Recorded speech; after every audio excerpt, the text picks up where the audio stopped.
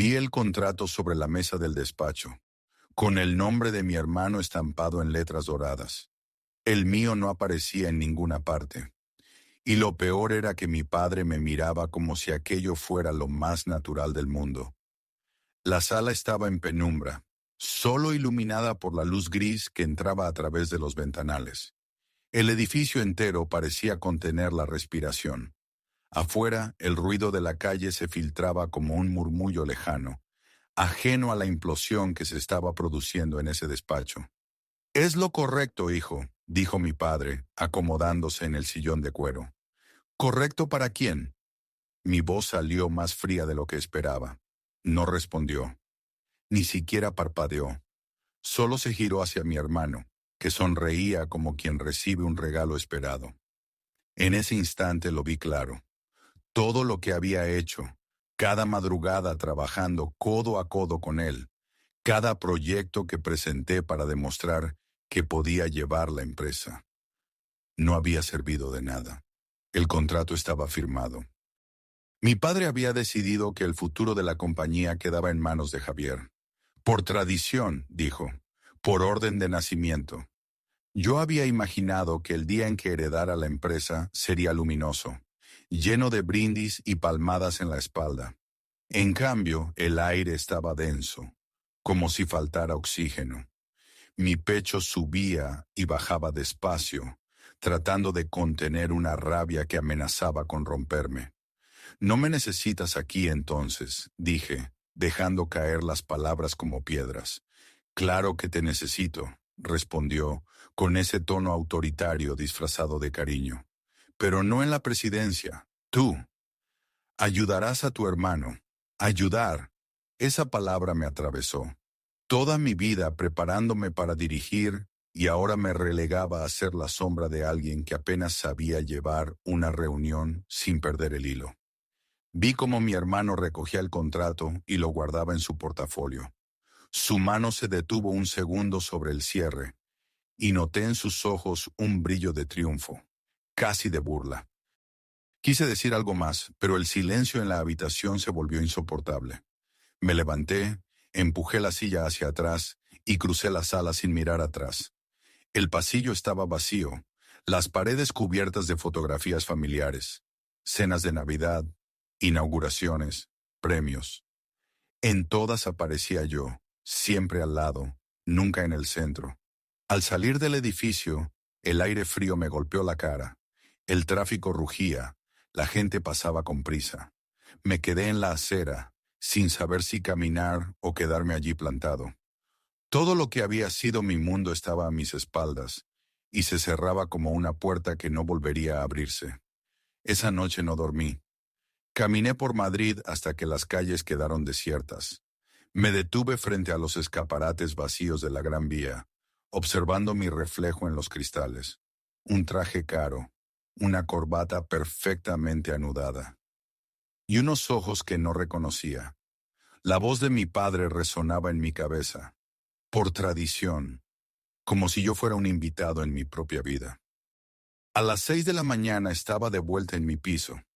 Encendí la cafetera, me senté en la mesa de la cocina y abrí mi portátil. Sin pensar demasiado, comencé a buscar ofertas de trabajo, empresas que no tuvieran nada que ver con mi apellido, sitios donde nadie supiera quién era yo ni de dónde venía. Pero antes de enviar mi primer currículum, mi móvil vibró. Un mensaje de Javier. «No te lo tomes así. Al final, todos trabajamos para el mismo lado». Lo leí varias veces, como si cada palabra quisiera clavarme un poco más la herida. No respondí. Cerré el teléfono y lo dejé boca abajo. Tomé un sorbo de café frío y, por primera vez en años, me hice una pregunta que lo cambiaría todo. ¿Cuándo empezó realmente esta historia? El mensaje de Javier seguía en mi cabeza mientras caminaba hacia la oficina, aunque ya no trabajara allí. No tenía un destino claro. Solo quería ver con mis propios ojos cómo se movía el mundo sin mí. Me detuve frente al edificio de la empresa. Desde la acera vi a través del cristal de la entrada, empleados entrando y saliendo, saludándose con sonrisas rápidas, portando carpetas y cafés. Nadie parecía notar mi ausencia. En la recepción, la misma recepcionista de siempre, hablando al teléfono, reía con alguien al otro lado de la línea. Me quedé observándolos como un extraño frente a una casa que solía ser suya. Alguien me rozó el hombro al pasar. Me giré y vi a Marcos, el jefe de marketing, con quien había trabajado codo a codo en más de una campaña. «Hombre, ¿qué tal?», dijo como si no supiera. «Bien», mentí intentando sonreír. «He oído lo de Javier. Supongo que... Bueno, ya sabes». Se encogió de hombros, incómodo. «Sí, claro», respondí, y él se fue, mirando el reloj. Vi a Javier salir del ascensor. Traje nuevo, peinado impecable, móvil pegado a la oreja. Caminaba con esa seguridad que nunca había tenido, como si el título le hubiera añadido centímetros. Detrás de él, 2 ejecutivos lo seguían, atentos a cada palabra. Pasó a menos de 3 metros de mí. No me miró. Me quedé quieto, con la sensación de que el suelo cedía bajo mis pies. Podría haber entrado y exigido explicaciones, pero no lo hice. No todavía. Recordé un momento de hace 2 años, en la sala de juntas. Yo presentaba un proyecto para expandirnos a Latinoamérica. Había pasado semanas preparando cada detalle, números, previsiones, socios potenciales. Mi padre escuchaba en silencio, con las manos entrelazadas. Al final asintió, pero dijo: «Es arriesgado. Dejemos que Javier lidere este tipo de cosas cuando llegue el momento». Javier, sentado a su lado, jugaba con el bolígrafo, sin saber ni siquiera de qué hablaba. En aquel instante, algo en mí se agrietó, pero me convencí de que no era personal. Volví al presente y crucé la calle. No podía quedarme allí plantado, mirando cómo mi vida continuaba sin mí. Esa tarde, en un café de Malasaña, abrí de nuevo el portátil. Las ofertas eran muchas, pero yo buscaba algo específico, un lugar donde mi apellido no abriera ni cerrara puertas. Mandé 5 solicitudes. A la sexta, me quedé mirando el formulario sin rellenar. Era una empresa internacional, con sede en Barcelona. Trabajo en gestión de proyectos, salario decente, equipo joven. No tenía nada que perder. Un camarero dejó la cuenta sobre mi mesa. Al cogerla, vi que había una nota escrita a mano. «Mucha suerte, lo vas a lograr». Me giré, pero el chico ya estaba sirviendo en otra mesa. Sonreí, aunque no sabía si creía en esas palabras. De camino a casa, recibí un correo. «Hemos revisado su perfil y queremos concertar una entrevista mañana». Leí el mensaje varias veces. No respondí de inmediato. Una parte de mí dudaba, ¿de verdad quería empezar de cero? Otra me gritaba que era la única salida. Al llegar a casa, encendí la luz y vi sobre la mesa del recibidor una invitación. Era para la fiesta de celebración del nombramiento de Javier. Dorada, elegante, con mi nombre escrito a mano. Me quedé mirando el papel como si fuera un desafío. No supe si reír o romperla en pedazos. La invitación quedó sobre la mesa toda la noche. No la toqué, pero cada vez que pasaba junto a ella, sentía que me observaba. Al amanecer tomé una decisión. Iría. No para celebrar a Javier, sino para observar. Quería entender qué estaba ocurriendo realmente dentro de esa empresa, ahora que yo ya no formaba parte de ella. Me vestí con un traje oscuro, sobrio, sin corbata. Quería pasar desapercibido, como un invitado más. La fiesta se celebraba en un salón de eventos en el centro, con ventanales enormes que dejaban entrar la luz del atardecer.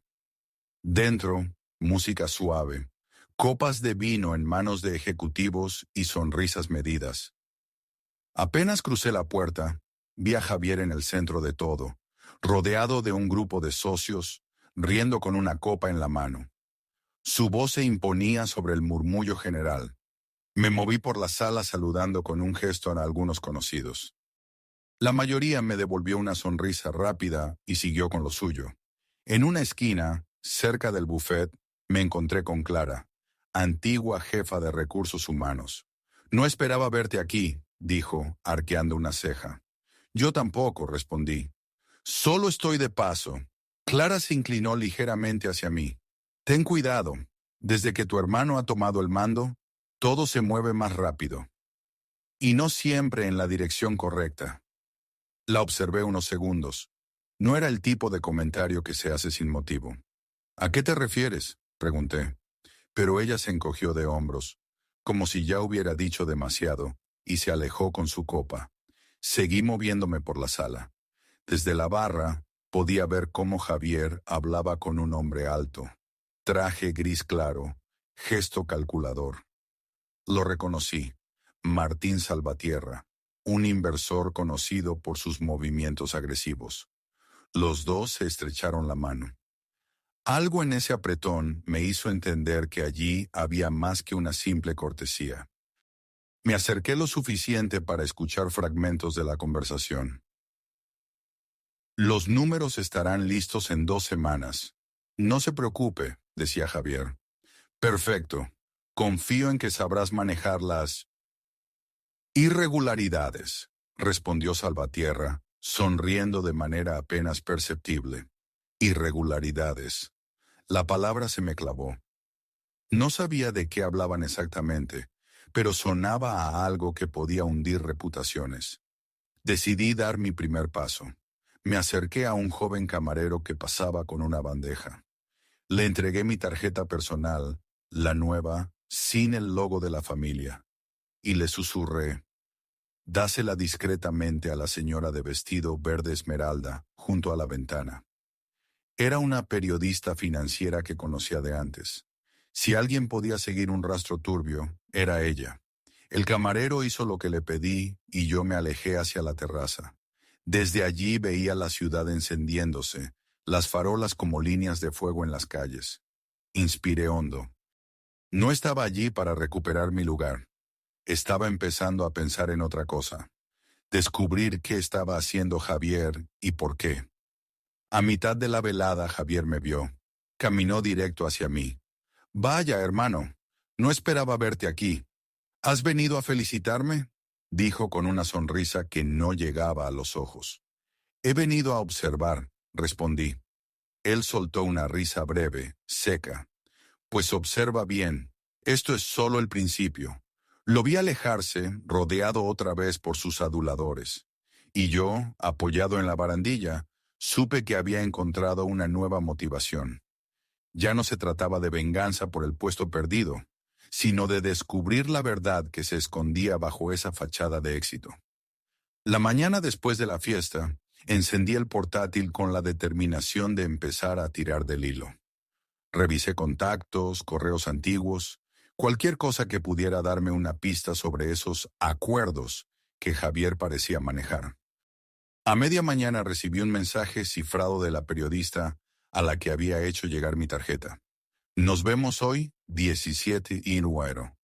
Café Lisboa, trae todo lo que tengas». El Café Lisboa estaba en una calle estrecha del centro, con mesas pequeñas y olor a café recién molido.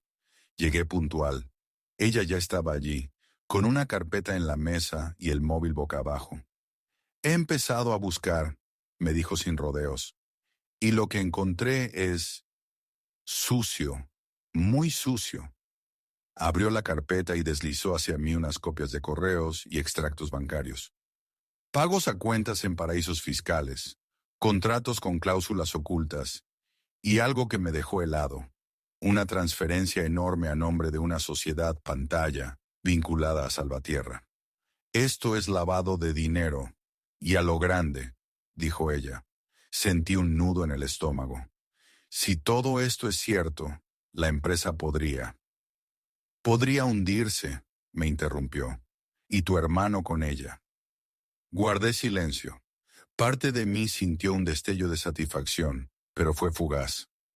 La otra parte solo pensaba en mi apellido estampado en cada documento, en la posibilidad de que el escándalo arrastrara a toda la familia. «¿Qué quieres hacer con esto?», preguntó ella. «Seguir el rastro», dije, aunque mi voz sonó menos firme de lo que quería. Esa misma tarde decidí entrar en el edificio de la empresa. No oficialmente, me colé aprovechando el cambio de turno en la recepción. Subí directamente a la planta de dirección. La oficina de Javier estaba cerrada con llave, pero el despacho contiguo, el de archivo, seguía como lo recordaba. Allí encontré cajas con contratos y memorias internas. Mientras revisaba, escuché pasos. No tuve tiempo de esconderme. La puerta se abrió y apareció Javier. ¿Se te ha olvidado algo de cuando trabajabas aquí?, preguntó cruzando los brazos. Estoy buscando respuestas. No hay respuestas que te gusten, respondió acercándose. Y si sigues husmeando, te vas a arrepentir. Sentí la sangre subir a la cara. ¿Es una amenaza? Es un aviso, dijo, y salió, cerrando de un portazo. Me quedé allí, con el sonido seco de la puerta retumbando en mi cabeza. La sensación de derrota me golpeó de lleno. Todo lo que había conseguido era ponerme en el punto de mira. De vuelta a casa, me miré en el espejo del baño. El reflejo me devolvió una imagen que no reconocía. Ojeras profundas, mandíbula tensa, los hombros encogidos. Me vi como un boxeador después de recibir demasiados golpes seguidos. El móvil vibró. Era la periodista. Tenemos un problema, dijo, sin preámbulos. Han retirado todos los documentos que te mostré. Alguien ha borrado las copias digitales. Y no ha sido un error. La noticia me cayó como un cubo de agua helada. ¿Tienes algún respaldo? Uno. Pero si lo usamos, ya no habrá vuelta atrás. Cerré los ojos, sintiendo que el suelo volvía a ceder bajo mis pies. En ese momento entendí que estaba jugando una partida que no controlaba, y que Javier, al menos por ahora, iba ganando. Esa noche no pude dormir. La carpeta con los pocos documentos que quedaban estaba sobre mi escritorio, cerrada con un clip oxidado. Mirarla era como sostener un fósforo encendido. Sabía que, si lo usaba, todo ardería. Al amanecer salí a caminar. Madrid todavía estaba medio dormida, los bares abriendo persianas, el aire frío filtrándose por las calles estrechas. Pasé por delante de una librería cerrada y vi mi reflejo en el cristal. Algo había cambiado en mi postura. Ya no parecía alguien esperando recuperar su sitio, sino alguien que había encontrado un motivo para luchar. No se trataba solo de Javier. No se trataba siquiera de mi padre. Esto era más grande. Si los movimientos con Salvatierra eran lo que parecían, afectaban a proveedores, empleados, incluso a socios internacionales. No era una venganza personal, era impedir que la empresa se convirtiera en una tapadera para algo mucho más oscuro. A media mañana llamé a la periodista. Usaremos lo que queda, le dije, pero no para hundir la empresa. Vamos a exponer a quienes están detrás. Eso incluye a tu hermano. Sí, acordamos encontrarnos por la tarde en un lugar más seguro. Mientras tanto, hice algo que nunca pensé que haría. Llamé a Laura, una antigua compañera de universidad que ahora trabajaba en un despacho de abogados especializado en delitos financieros. Nos habíamos perdido la pista, pero sabía que, si alguien podía ayudarme a mover esto sin que me aplastaran, era ella. Nos vimos en un bar discreto cerca de Atocha. Ella llegó con su maletín y esa mirada aguda que siempre había tenido. «Cuéntamelo todo», dijo dejando el café sin probar. Le expliqué desde la fiesta hasta el borrado de documentos. No me interrumpió, solo tomaba notas rápidas en una libreta. «Esto no es un simple caso de corrupción interna», dijo al final. «Si Salvatierra está involucrado, hablamos de una red, y si quieres exponerla, necesitarás más que esos papeles. Necesitarás testigos». Le pedí que me ayudara a proteger a la periodista y a cualquier empleado que quisiera hablar. Ella asintió.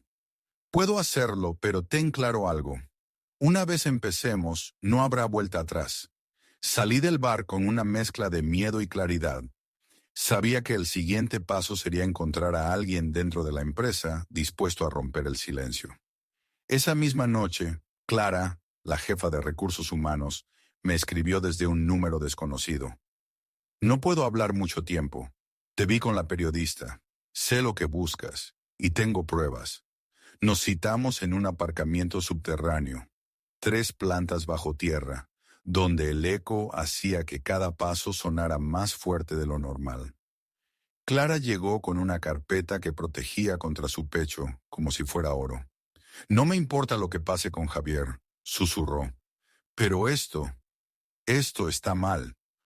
Dentro había copias físicas de contratos falsificados, órdenes de pago duplicadas, incluso grabaciones de reuniones privadas donde Salvatierra y Javier discutían sobre ajustar cifras para no levantar sospechas. Si usas esto, me despiden. O algo peor, dijo ella. Si no lo usamos, todo sigue igual, respondí. Cuando subimos a la superficie, el aire nocturno me pareció más pesado que nunca. Ya no había dudas. La línea estaba cruzada. Y esta vez yo no pensaba retroceder. Durante días, Laura y yo trabajamos en silencio, reuniendo las piezas como si armáramos un rompecabezas peligroso. La periodista filtraba discretamente algunos datos para medir reacciones, mientras Clara seguía dentro, enviando información desde su correo personal, siempre en horas en las que el sistema de la empresa estaba menos vigilado. Decidimos que la mejor forma de golpear era en un evento público, con testigos, cámaras y un contexto en el que Javier no pudiera controlar el relato. Y el momento perfecto se presentó solo. La empresa celebraría un cóctel con inversores extranjeros en el Palacio de Linares. Alta sociedad, prensa económica, flashes. Un escenario demasiado grande para que las mentiras se escondieran. Tendremos que ser fríos, me dijo Laura, revisando por enésima vez la carpeta de pruebas. No se trata de gritar ni de acusar, solo de mostrar en el momento preciso. ¿Y después? Pregunté. Después que el peso caiga donde debe caer. La noche del evento llegamos por separado. Yo llevaba un sobre sellado con los documentos más comprometedores y un pequeño pendrive con los audios. Laura se movía entre los asistentes como si hubiera nacido en ese mundo. Copa en mano, sonrisa calculada. La periodista estaba allí también, camuflada como invitada de un conocido editor. El salón estaba lleno. Trajes oscuros, vestidos de gala, camareros pasando con bandejas de cava. Las lámparas colgaban como soles dorados sobre la multitud. Javier, impecable, saludaba a cada inversor con un aplomo que parecía indestructible. Salvatierra estaba a su lado, como una sombra que sonreía poco. En un momento dado me acerqué a la barra donde un pequeño grupo comentaba en inglés sobre la eficiencia de las operaciones recientes. Entre ellos estaba un ejecutivo de un banco suizo que, sin saber quién era yo, mencionó de pasada que los movimientos a Islas Caimán eran una jugada arriesgada. Tomé nota mental. Incluso fuera ya había rumores. Laura hizo una señal desde el otro lado del salón. Era hora.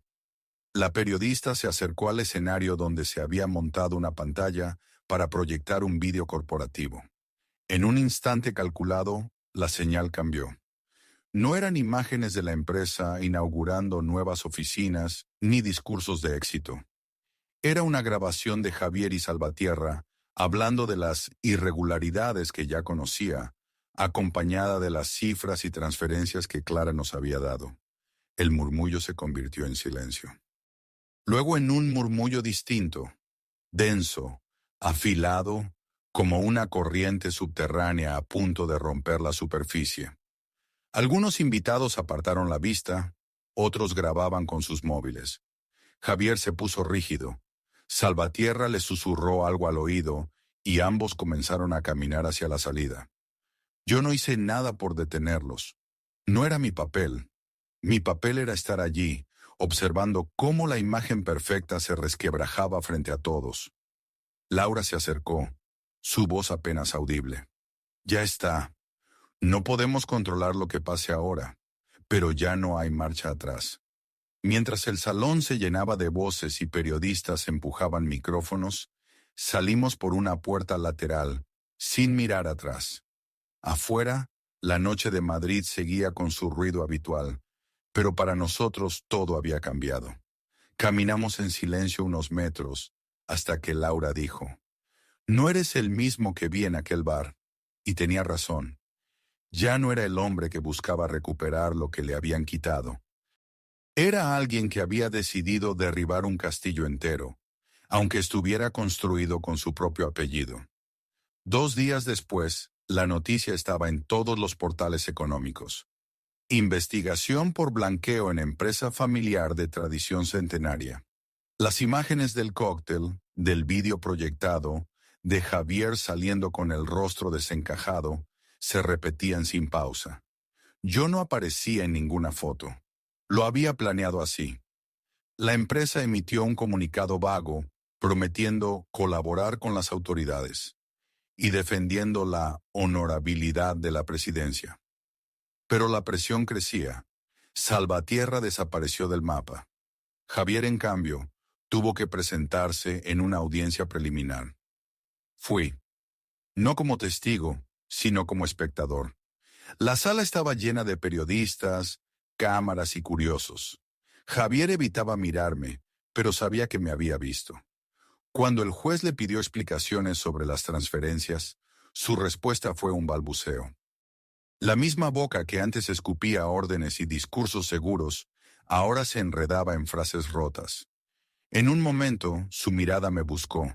No había odio, ni siquiera rabia. Solo una súplica muda, como si aún creyera que podía tenderle una mano. Yo mantuve la vista fija, sin gestos. Al salir, el bullicio de los reporteros se mezclaba con los claxones de la calle. Me abrí paso sin responder a ninguna pregunta. No buscaba titulares, ni venganza celebrada. Solo quería que la verdad siguiera su curso. Sabía que el golpe estaba dado, y que el resto ya no dependía de mí. La tarde caía sobre Madrid cuando llegué a casa.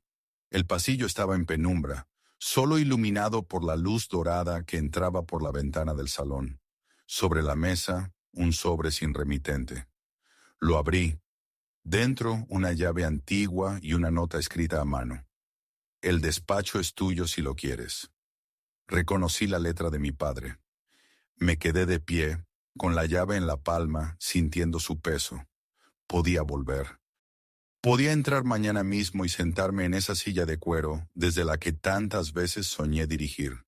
Pero no me moví. Crucé el salón, abrí la ventana y dejé que el aire frío entrara. Desde allí, la ciudad seguía latiendo. Gente hablando en terrazas, luces encendiéndose, un perro ladrando en la distancia.